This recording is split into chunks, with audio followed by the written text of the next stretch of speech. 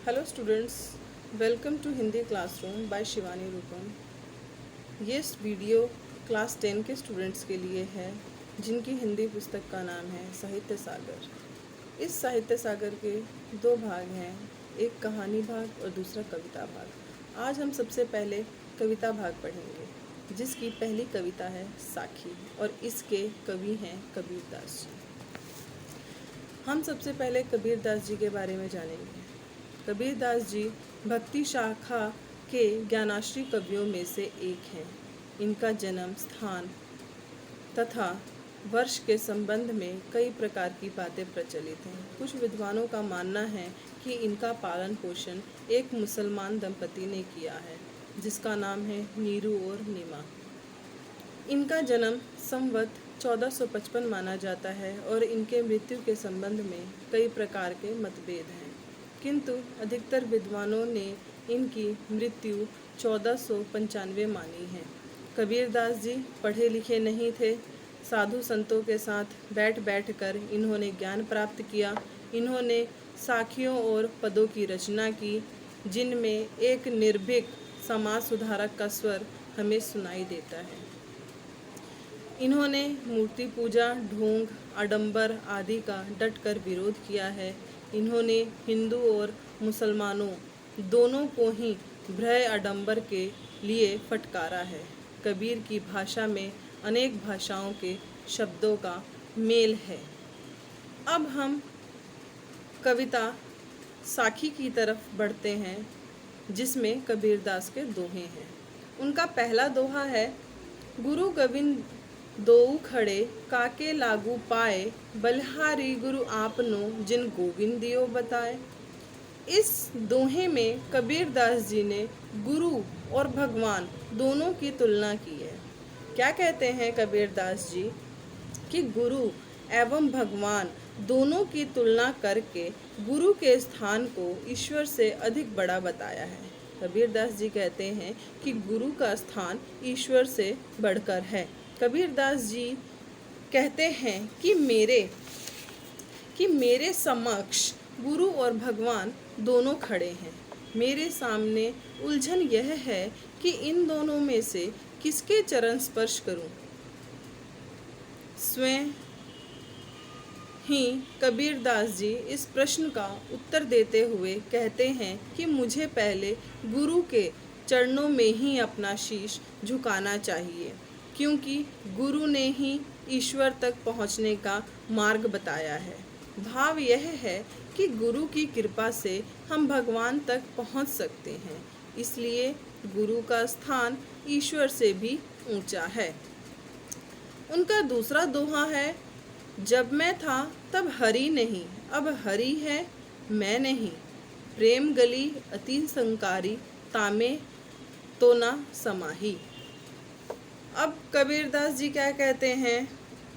कहते हैं कि मनुष्य में अहंकार का भाव होता है जब तक उसे ईश्वर का साक्षात्कार नहीं होता। साक्षात्कार मतलब ईश्वर के दर्शन नहीं होते।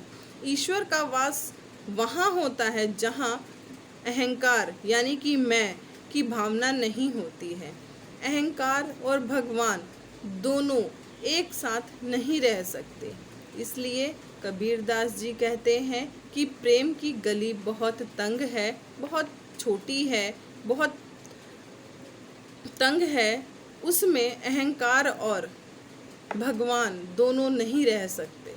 भाव यह है कि अहंकारी व्यक्ति कभी भी भगवान को नहीं पा सकता है। कबीरदास जी का तीसरा दोहा है, कंकड़ पत्थर जारी के मस्जिद लई बनाए, ताचड़ी मुल्ला वांग दे क्या बहरा हुआ खुदाए। इस दोहे में कबीरदास जी ने मुसलमानों पर व्यंग कसा है और वह क्या कहते हैं, चलिए जानते हैं। कबीरदास जी कहते हैं कि मुसलमानों ने खुदा को याद करने या पुकारने के लिए जिस ढंग का प्रयोग किया है उस पर कबीरदास जी व्यंग करते हैं। वे कहते हैं कि कंकड़ पत्थर जोड़ के मस्जिद का निर्माण तो कर लिया गया है, जिस पर चढ़कर मुल्ला वांग देता है, अर्थात अजान की आवाज़ देता है। कबीरदास जी प्रश्न पूछते हैं कि क्या खुदा बहरा है, जिसके स्मरण के लिए जोर जोर से चिल्लाने की आवश्यकता है। अगला है, पाहन पूजे हरि मिले, मैं तो पूजू पहाड़, ताते चाकी भली पीस खाए संसार। यहाँ पर कबीरदास जी ने हिंदुओं पर व्यंग कसा है।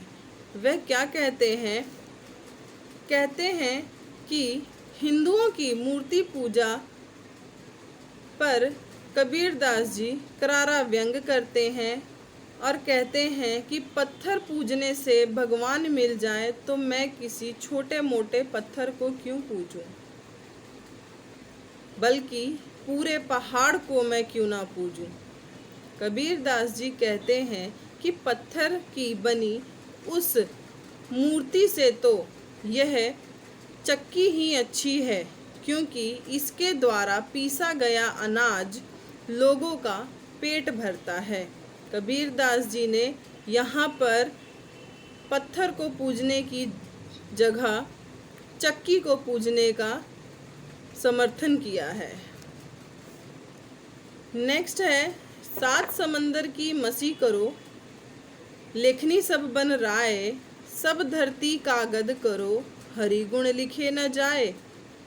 इस दोहे में कबीरदास जी ने भगवान के गुणों का वखान किया है और क्या कहते हैं?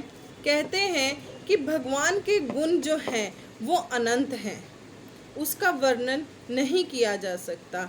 यही भाव व्यक्त करते हुए कबीरदास जी कहते हैं कि भगवान के अनंत गुणों का व्याख्यान नहीं किया जा सकता, उन्हें संपूर्ण रूप से लिखकर भी प्रकट नहीं किया जा सकता है। इसके लिए यदि सातों समुद्र की स्याही बना ली जाए, जंगलों के पेड़ों की कलम बना ली जाए तथा समस्त धरती को कागज के रूप में प्रयोग कर लिया जाए, तब भी ईश्वर के गुणों का वर्णन नहीं किया जा सकता है, क्योंकि ये सब ईश्वर के अनंत गुणों का वर्णन करने के लिए पर्याप्त नहीं है। ईश्वर के गुण इतने हैं कि हम कितना भी लिख लें, परंतु उनके गुणों का अंत नहीं हो सकता है। Thank you students.